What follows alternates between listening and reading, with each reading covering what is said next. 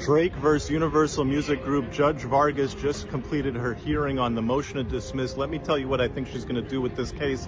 As you know, Drake sued Universal Music claiming defamation in the publication of the song Not Like Us, making him and calling him a pedophile. I study rap battles for a living. It's official. Drake has taken this rap battle all the way to the courtroom. What started as lyrical warfare between two rap titans just exploded into one of the wildest lawsuits hip-hop has ever seen. And now, it ain't just about bars. It's about bots, business deals, and billions on the line. Drake's legal team is trying to prove that Universal Music Group, UMG, and Kendrick Lamar didn't just respond in a rap battle. They waged a full-on character assassination campaign to tear down Drake's legacy.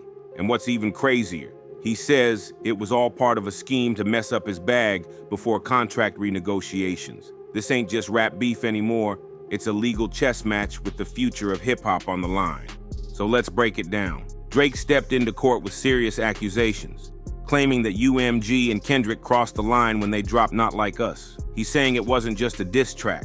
It was a targeted move to wreck his image. According to the complaint, UMG supposedly used shady tactics to boost Kendrick's song beyond natural popularity, allegedly flooding platforms with bots to make the track look like it was dominating the world. Drake claims they knew exactly what they were doing, push a narrative that made him look guilty of the same disturbing rumors that have haunted him for years. And once the song exploded, the public ran wild with speculation.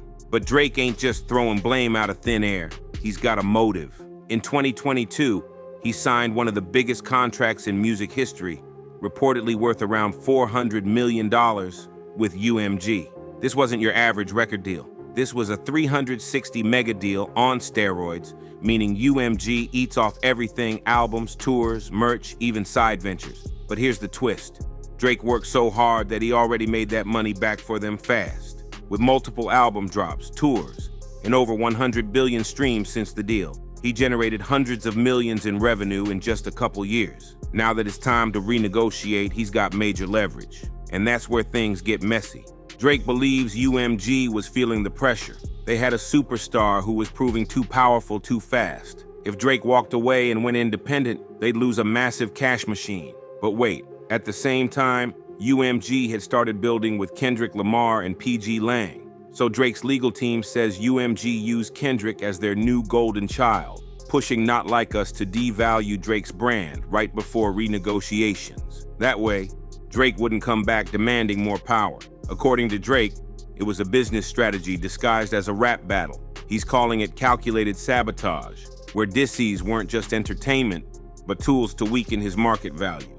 The lawsuit even breaks down how UMG allegedly manipulated the perception of Not Like Us. From the song's imagery and lyrics to the music video and timing of its release, Drake says the label created a global campaign meant to paint him in the worst light possible. And it wasn't just about the music. The legal documents claim UMG used bots to inflate streaming numbers, paid radio stations to spin the record non-stop, and allegedly gave the song unfair advantages in placements and promotions. According to Drake's team, this wasn't natural virality. It was engineered outrage, designed to make the world see him as the villain and Kendrick as the hero. And here's where it gets deep. Drake says this ain't just a rap issue.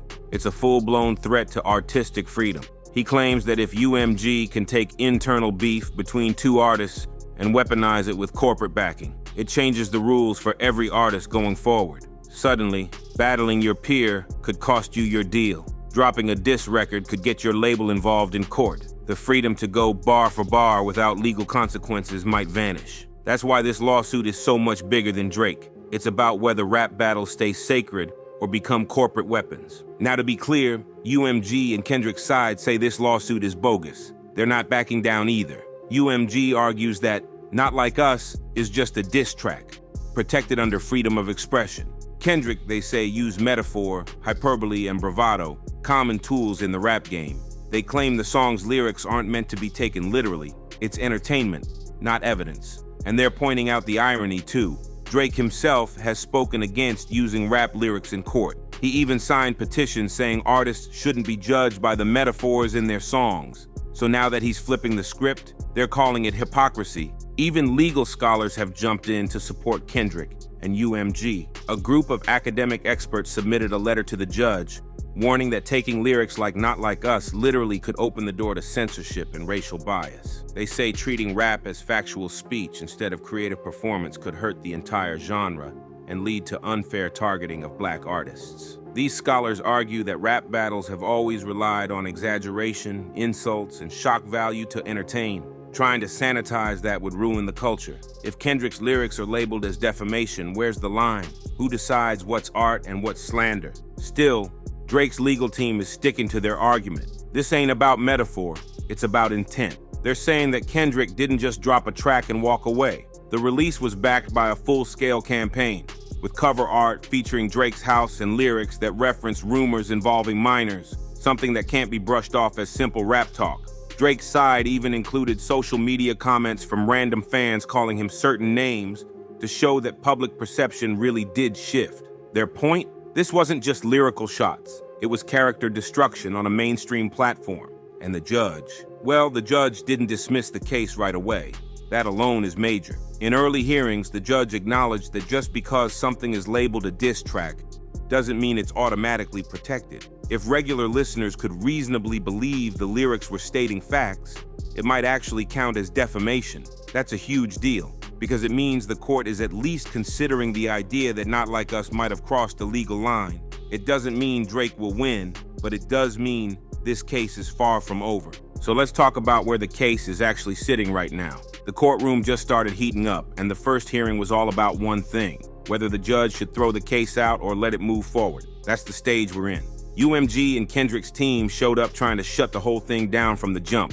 They argued the lawsuit had no solid foundation, but Drake's legal squad came in swinging, pointing to the way Not Like Us was promoted and how it allegedly damaged Drake's reputation in a real way. And surprisingly, the judge wasn't quick to dismiss it. That means we might be in for a long, messy ride through the legal system, one that could actually reshape how hip-hop functions. Now, during that first court session, it got technical. The judge made it clear, just because a diss track is labeled rap doesn't mean it's immune from legal action. It all comes down to how an average person would interpret those lyrics. Could a regular listener believe Kendrick was stating facts about Drake?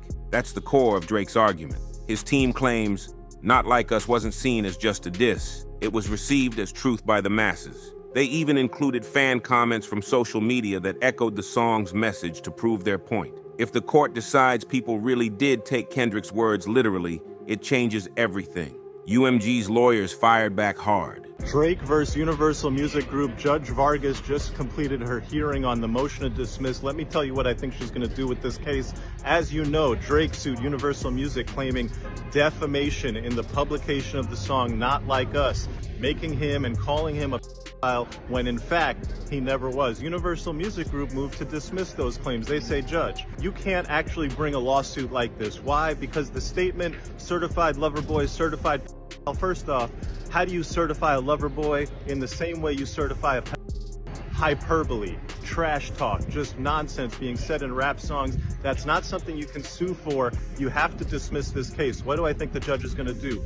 Universal's big argument is that look at the context of what happened here. In the tailor-made freestyle, Drake was out there saying, yeah, go ahead, talk about how I like young girls. That's going to be a win for me. That's an actual quote from the tailor-made freestyle. And now Kendrick comes back, he accepts his invitation to talk about the young girls. So what's the problem? This is the trash talk back and forth that we all expected to happen in this rap battle. Drake's lawyers made a great argument, which is, wait a second, Not Like Us was not part of the rap battle. Yeah, it was a song in the rap battle, but it eclipsed the rap battle and became its own thing, a cultural phenomenon, a song like no other song in the history of music, quite frankly. It got to 300 million streams in 35 days. Nothing else has ever done that. Today, it sits at 9 billion streams. The way Universal took this song and pushed it out, they made it into something else. The judge's decision is basically, what would a reasonable listener listening to this song decide? Arguably, the judge could find that a reasonable listener, I don't know who the reasonable listener is. It's too early in the case. I need more evidence. I need more discovery. I need to actually see what people have been saying about this song, what people can testify about how they heard it, so on and so forth. Long story short, I think what's going to happen in this case, the motion to dismiss will get denied. It's way too early to try to dismiss this case. Either way, this case will get appealed to the Second Circuit, and so you're going to have this case going on and on for quite a long time. I think this case needs to settle because the way these lawyers, and the lawyers were both phenomenal on both sides, the way these lawyers were going, all the issues that the judge brings up, this looks like a case that could last with appeals for years and years and years, going all the way to the Supreme Court. Drake could get a huge bag. Universal could win, which would be terrible because the conversation around this lawsuit will continue on, making Drake seem like a crybaby. Settle this case. They pointed out that Kendrick's lyrics fall under creative speech, something the First Amendment is built to protect. They even cited past cases where shock jock-style content was thrown out because courts ruled it as exaggerated opinion, not actual defamation. But the judge hit him with a reality check. He said that under New York law, the format doesn't matter. Even if it's a song, if the content seems factual and damaging, it could still count as defamatory. So UMG's "This is just art" defense didn't shut the door the way they hoped it would. There's another twist too. One of Kendrick's most controversial lines was him flipping Drake's album title Certified Lover Boy into Certified PDF, a shady metaphor that plays into an old rumor. Now UMG argued that fans would get the wordplay. It's not literal, just a jab. But the judge asked a real question. Would the average person even know about Drake's album title to catch the reference? If they didn't, then the metaphor becomes something else entirely. To someone unfamiliar with the backstory, the line could come off like a direct accusation. Drake's lawyers also brought up how UMG allegedly gave Not Like Us special treatment. They claim UMG used bots to inflate streams, paid for major playlist placement, and even whitelisted the song on YouTube, meaning content creators could react to it without getting copyright strikes. Usually, UMG is known for aggressively flagging content, so letting this track slide raised eyebrows. Drake's team argues that UMG gave Kendrick a promotional advantage just to make the diss more visible and damaging. And here's the kicker. Drake says that helped the rumors spread even more to people who weren't even following the rap battle. That whitelist strategy became a key part of the argument.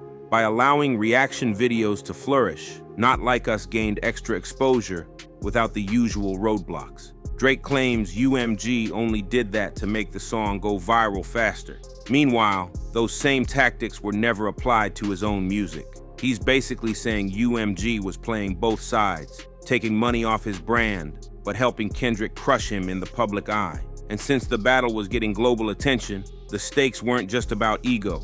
It was about value, brand power, and ownership. But don't get it twisted. Kendrick wasn't sitting back quiet. His lyrics in Not Like Us hinted that he had even more dirt on Drake. Lines like "Rabbit hole is still deep, I could go further." That added more mystery and tension to the beef. But in court, it was used against him. The judge brought that line up and said it makes things ambiguous. Did Kendrick know something else? Was he dropping hints on purpose to imply something serious? Kendrick's camp said no. It was just battle rap energy. But the fact that it even came up shows how every bar is now being dissected under a legal microscope.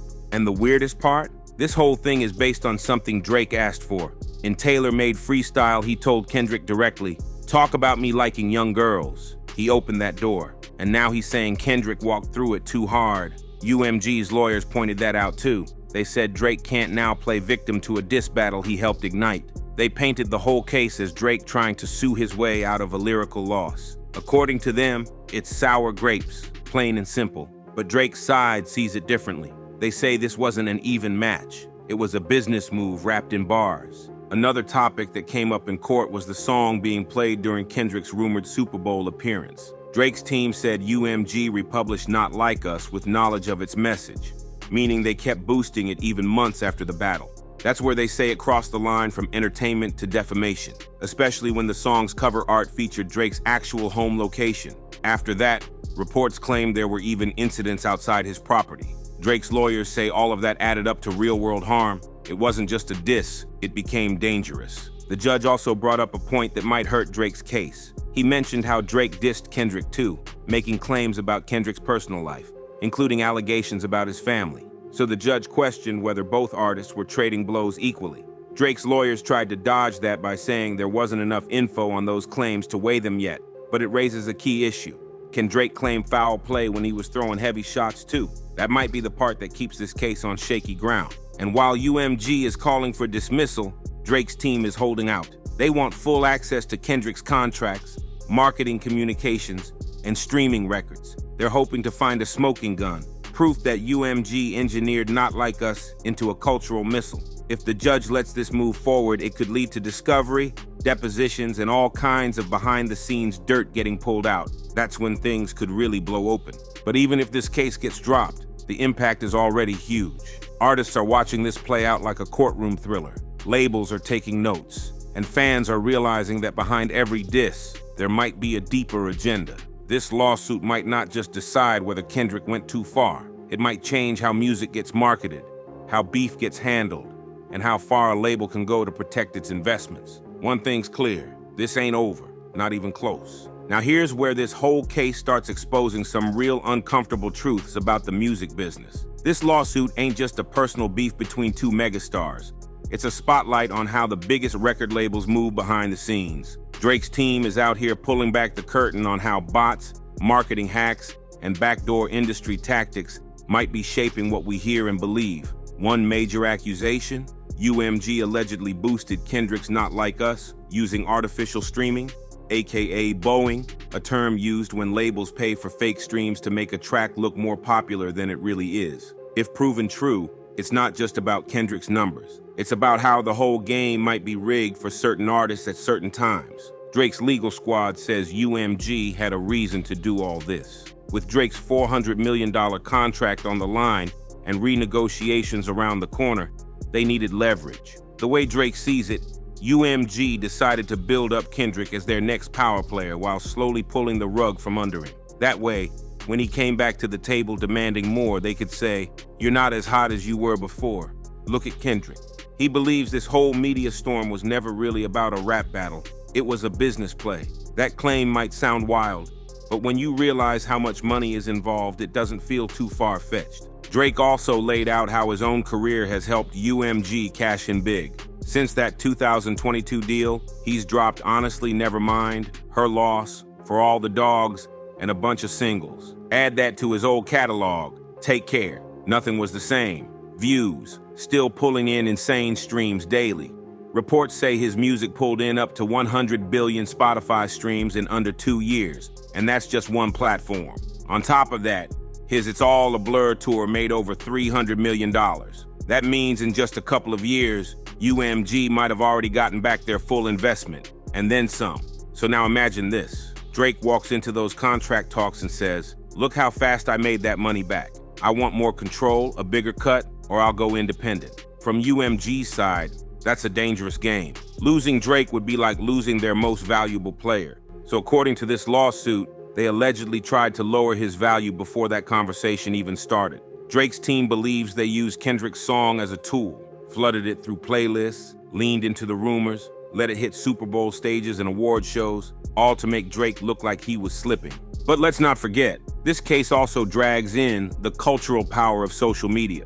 Drake's team included screenshots of comments from Instagram, YouTube, and Twitter where fans repeated the same shady lines from Not Like Us, and worse. They're using that to argue the track changed how people see Drake, especially those who don't follow rap deeply. They're saying the viral strength of the song planted a false image in the heads of casual listeners. And with UMG pushing the song so hard, they're calling it corporate defamation dressed as entertainment. Now UMG ain't taking that lightly. They came right back saying those social media reactions don't prove anything. Their defense is simple. Rap is full of exaggeration, not facts. Kendrick wasn't giving a documentary. He was battling in the booth. They also pointed out that Drake himself once signed a petition, arguing that rap lyrics shouldn't be used in court. That was during past cases where artists were facing charges and prosecutors tried to use bars as proof of crimes. So now that Drake is turning around and using Not Like Us lyrics as legal evidence, UMG is calling him out for going against his own words. Even legal scholars jumped in to back UMG. 4 academic experts filed a letter with the court, breaking down how rap music functions differently from other genres. They warned that if courts start treating bars like literal statements, it could silence a whole generation of rappers. They also mentioned how this kind of misreading of lyrics could lead to racial bias, because historically it's black artists who get judged hardest for their content. These scholars said that letting this lawsuit move forward might set a dangerous precedent where creativity is limited and metaphors get turned into lawsuits. Drake's team, however, says this is different. They're not asking the court to police every diss record. They're saying this was a one-of-a-kind situation. In their view, UMG didn't just let Kendrick speak, they gave him a full PR machine to do it. They mentioned the Super Bowl, playlists, curated videos, and even letting reaction channels monetize content off the track. Normally, UMG's super strict with copyright takedowns, but for Not Like Us, they supposedly opened the floodgates. Why? Because they wanted the message everywhere. Drake believes UMG helped make the insult look like a universal truth. That point about YouTube whitelisting actually became a big part of this whole thing. Usually when a big artist drops a track, YouTube reactors don't make money off their videos. Labels claim the content and pocket the ad revenue.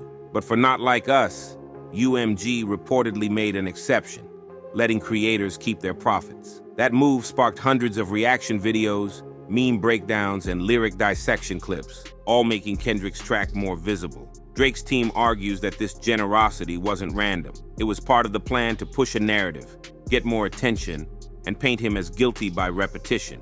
Now here's where it gets tricky. Some people think this whole case is Drake overreacting. They say he's trying to turn a lyrical L into a legal win, but others believe he's playing smart, forcing the system to confront its own dirty habits. Whether you agree with him or not, one thing's undeniable.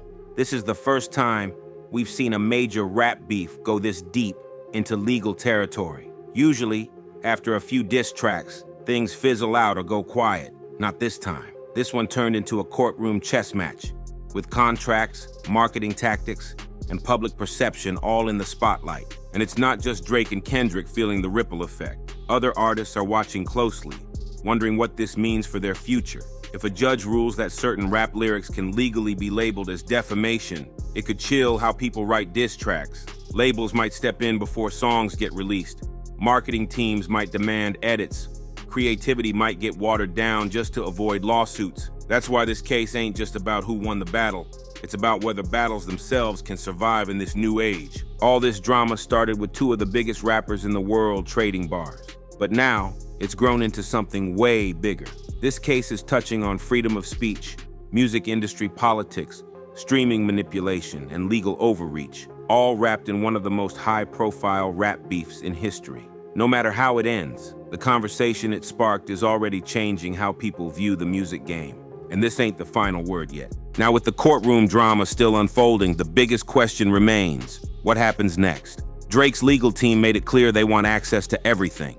They're requesting internal documents from UMG, details on Kendrick's marketing, streaming data, contracts, emails, the works. They're trying to build a case brick by brick, and if a judge grants them access, this could blow the lid off how major labels operate. That's when we could see receipts, like whether bots were actually used, if playlists were rigged, or if promotional decisions were made strategically to lower Drake's public value. This ain't just about proving Kendrick threw shots, it's about proving UMG helped load the weapon. UMG is fighting to shut that door before it even opens. They want this case dismissed before discovery begins.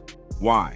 Because if this thing moves forward, it could put UMG's entire playbook on display. The last thing a major corporation wants is its internal politics and backroom strategies exposed in public court records. So they're swinging back hard, calling Drake's case a weak attempt at flipping embarrassment into litigation, saying his entire argument is based on information and belief, which basically means speculation. That's their defense. Drake has no concrete evidence, just theories. But speculation isn't always empty, especially when paired with data points that suggest something fishy went down. Like how Not Like Us got radio play at a scale that made it feel less like a diss and more like a campaign, or how certain streaming boosts seemed unnatural. Drake's legal team is hoping a judge will look at the pattern and say, yeah, maybe something bigger is going on here. And if they get that green light to dig deeper, this could be the first real legal case that explores whether labels manipulate rap beefs for leverage. Another part of Drake's complaint is about timing. He argues that UMG had everything to gain by damaging his reputation right before contract talks. And to make matters worse, he says they knew what kind of impact Kendrick's track would have. He claims UMG leveraged its entire network, Spotify deals, YouTube partnerships, press access, and Super Bowl performance slots to inflate the reach of Not Like Us. He's saying this wasn't Kendrick moving independently. This was a coordinated push. If the court agrees, it'll raise serious questions about the line between music and corporate warfare. Even Kendrick's rumored appearance on the upcoming Clips album stirred the pot. Drake's team believes UMG tried to block Kendrick's feature from releasing by asking for it to be censored or removed. The reason? They were still in the middle of trying to settle things with Drake behind the scenes. That only adds fuel to the fire that UMG knew how damaging Kendrick's verses could be. Pusha T reportedly had to buy himself out of a deal just to keep Kendrick's feature on the album. That whole situation suggests there really was pressure coming from above. So let's zoom out one more time. Why does this case matter?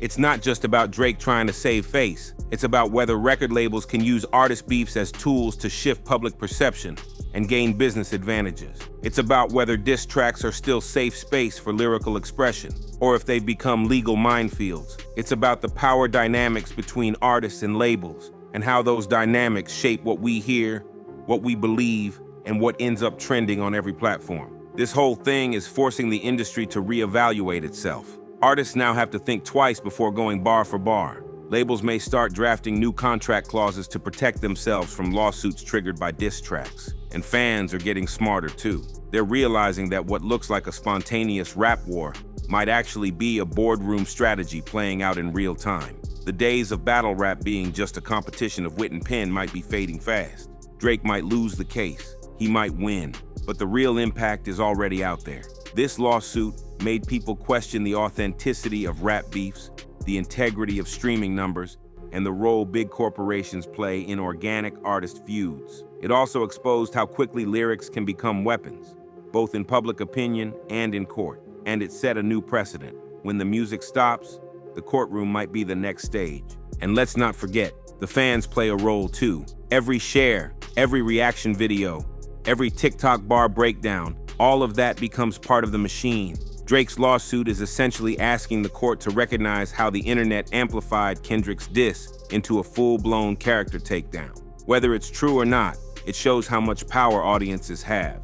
Because a diss track ain't just about what's said, it's about how far it travels and who chooses to push it. Reaction channels, content creators, playlist curators, bloggers, all of them became part of the Kendrick vs. Drake storyline. UMG letting reactors monetize Not Like Us, while blocking other tracks before and after shows how labels can direct traffic when they want to. Drake says that special treatment was used to manufacture a viral moment that spiraled into real-world damage. He's not just calling Kendrick out. He's calling out the whole system that helped spread the song like wildfire. But here's the flip side. Kendrick's team and many fans argue that Not Like Us got big because it was simply that good. The beat slapped, the bars were disrespectful in the right way, and Kendrick had the cultural momentum. They say no bots or boardroom tricks were needed.